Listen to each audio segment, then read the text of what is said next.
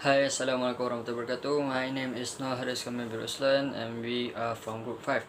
So first thing first, I will be explain about for question 1. So for question 1, the question is a residential heat pump system operating at steady state is shown in schematically in figure 1. Refrigerant 134A circulate through the components of the system.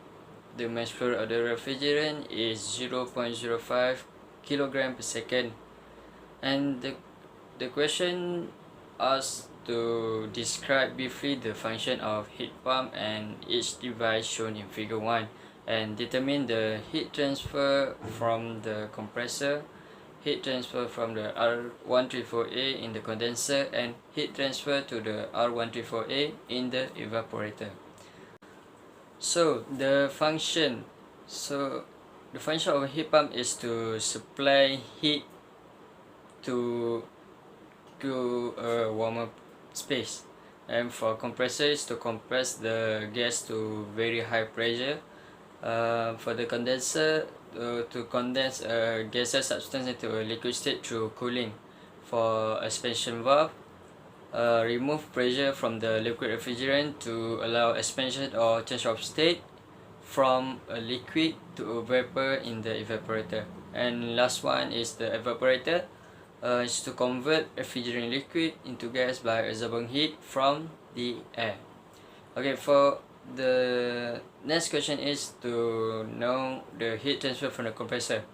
So the heat transfer from the compressor is equal to 0 because it is an adiabatic compressor, so no heat transfer.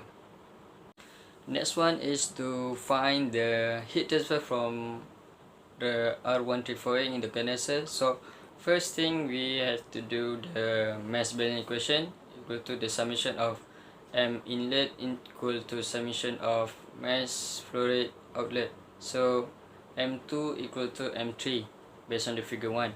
So after that, we do energy balance equation, which is summation of energy inlet equal to summation of energy outlet.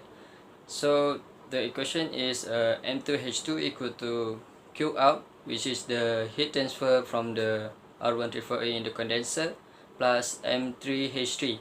So we rearrange the arrangement of the equation, so it will become Q out equal to M H2 minus H3.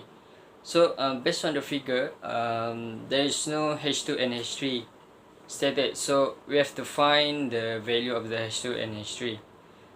So to find H2, the figure 1 has stated that the pressure is 1100 kilopascal. So at the temperature of 63 degrees Celsius. So we do a PV diagram, and we can see that it is in the form of superheated R134A. So from that, we have to find the enthalpy, which is H2. So refer to the table, the property table, and we can see there is no temperature stated for 63 degrees Celsius. So we do interpolation as stated there, and we get the enthalpy H2. And for state 3, is from the condenser, so it will become a saturated liquid at 41 degrees Celsius. So after that, we refer to the property table again, and we find the enthalpy, which is H3 at the temperature of 41 degrees Celsius. So because of there is no 41 degrees Celsius in the property table, so we do some interpolation with 40 degrees Celsius and 42 degrees Celsius, and we get the H3.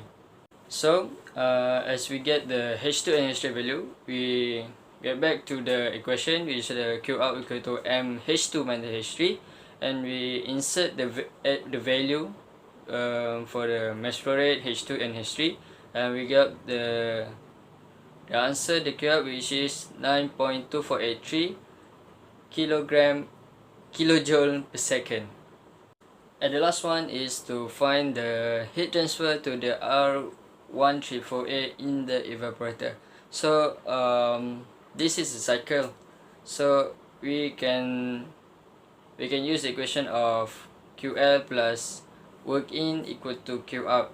So from the figure we know that the work in is 5 kilowatt, which is equal to 5 kilojoule per second.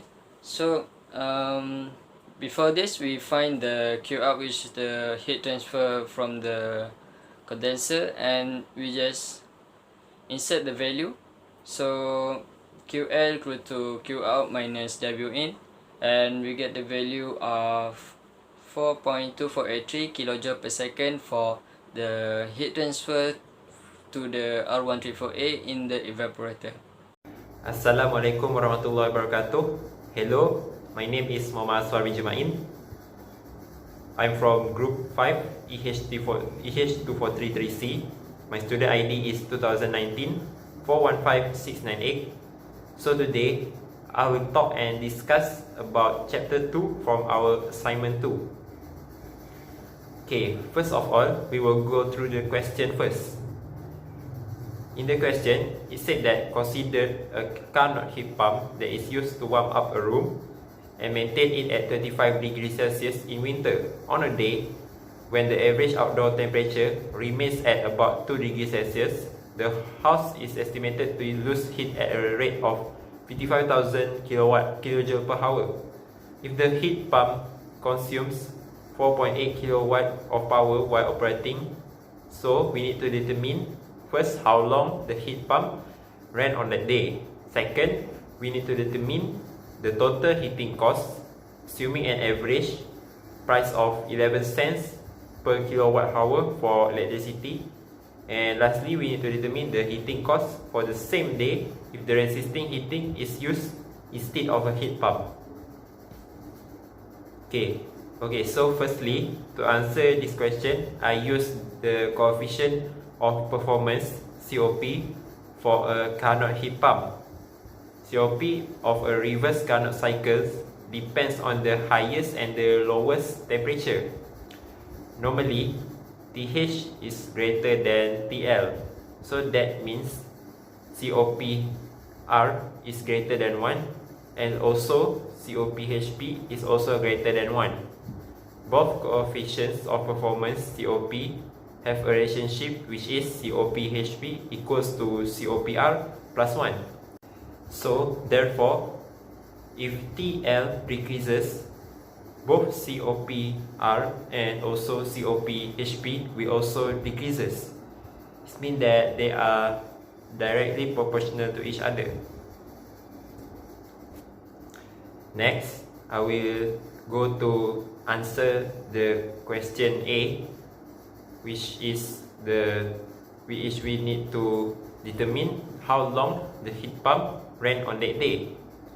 So to answer this question, first we need to assume that this operation occurs in steady state and the average price for electricity usage is 11 cents per kilowatt hour.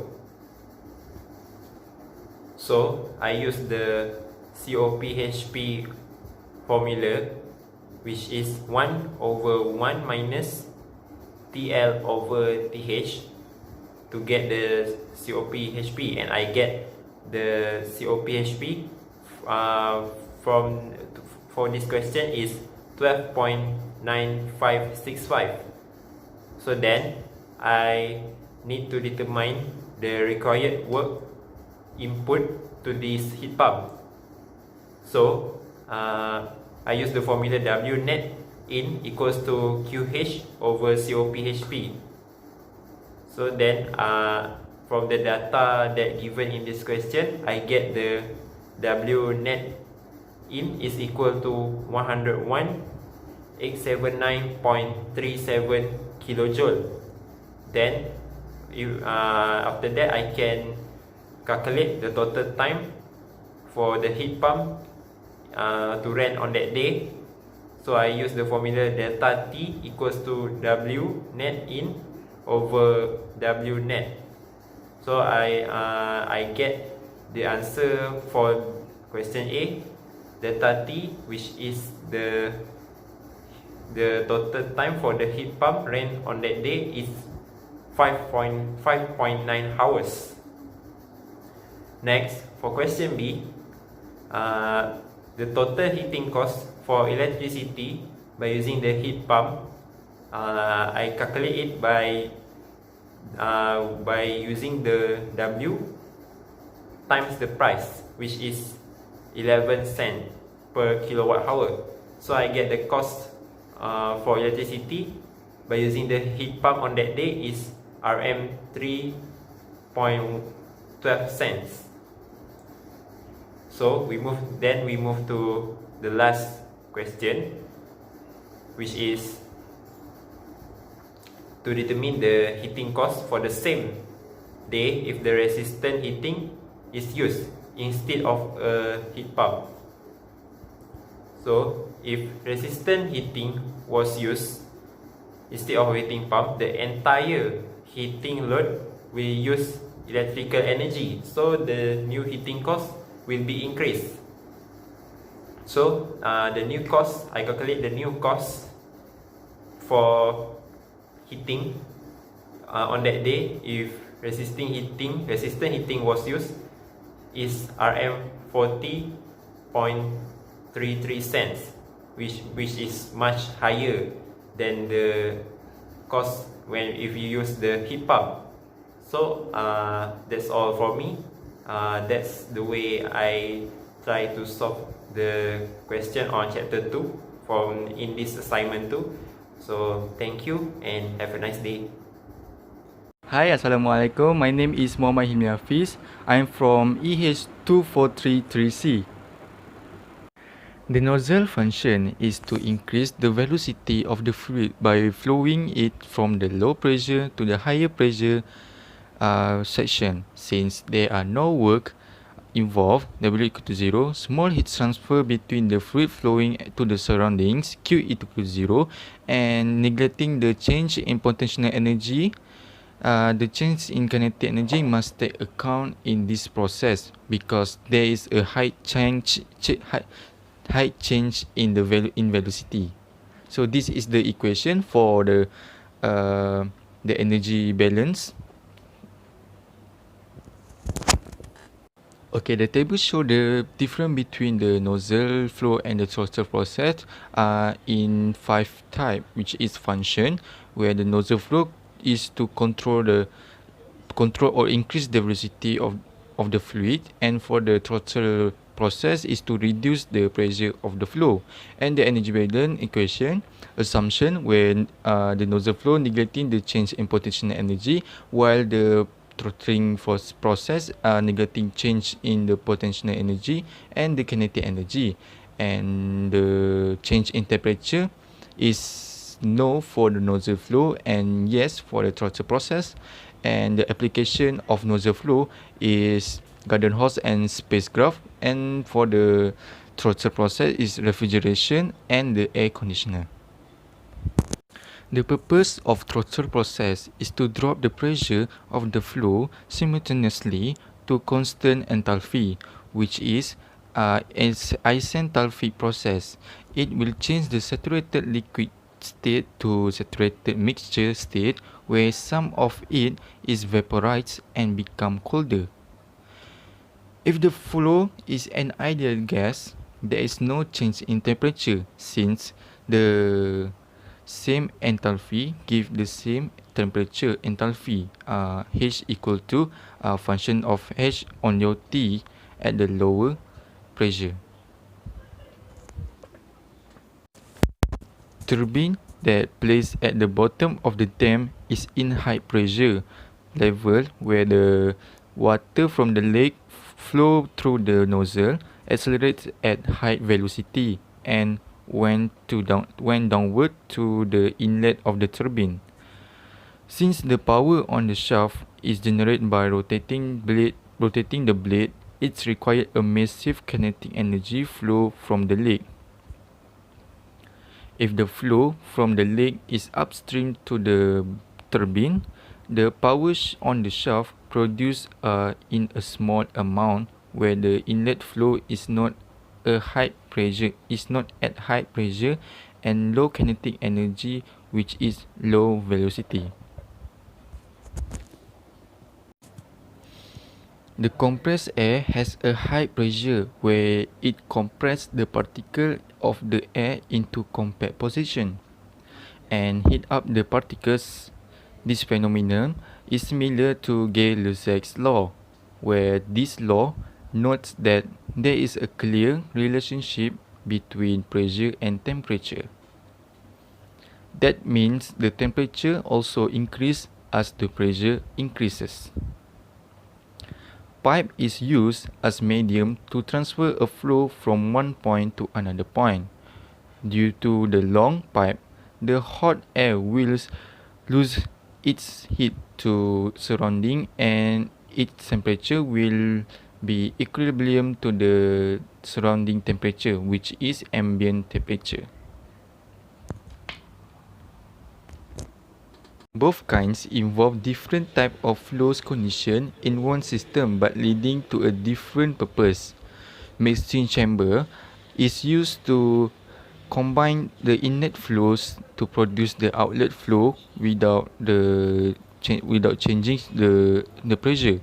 The energy equation for mixing chamber has no work done, no heat transfer, and neglect change in potential energy and kinetic energy. So this is the energy equation for the mixing chamber. Okay, for the heat exchanger, the flows are not supposedly to mix because its function is to generate the heat transfer from one flow to another flow. So this is the energy equation for the heat exchanger that has no work done and neglect the potential energy, change in potential energy and kinetic energy. Assalamualaikum warahmatullahi wabarakatuh. I bid to my lecturer, Dr. Istiqomah Subuki, and to my fellow. My name is Mohamad Husseini bin Johan, and I would like to present to you about the conclusion of Chapter 4 in Thermodynamics. In this chapter, it consists of two main subjects, which are the first law of thermodynamics and the second law of thermodynamics. The first law of thermodynamics is referring to the open system, or in another word is control volume. A control volume is a selected region in space and usually enclose a device that involves mass flow in and out of the system, such as a compressor, turbine, or nozzle. Energy analysis has three steps that has to be taken before first law of thermodynamics can be applied to a control volume. The step starts with assuming the system is undergoing a steady flow process. A steady flow process is a process during which a fluid flows through a control volume steadily. Then, defining the conservation of mass control volume, which defined as the net mass transfer to or from a control volume during a time interval, is equal to the net change in the total mass within the control volume during at certain time. And lastly, defining the conservation of energy principle of mass control, which are the rate of energy transfer is equal to rate of energy transfer out by heat, work and mass, as the total energy transferred is equal to 0. Now let's move on to the next slide. There are several types of steady flow engineering device that often used in any system in engineering. The devices are nozzle and diffuser, turbines, compressor, throttling valve, mixing chamber, and heat exchanger. A nozzle is a device that increases the velocity of a fluid at the expense of pressure at the V1, and the V1 is smaller than V2. While diffuser is a device that increases the pressure of a fluid by slowing it down, as you can see, the V2 is smaller than the V1.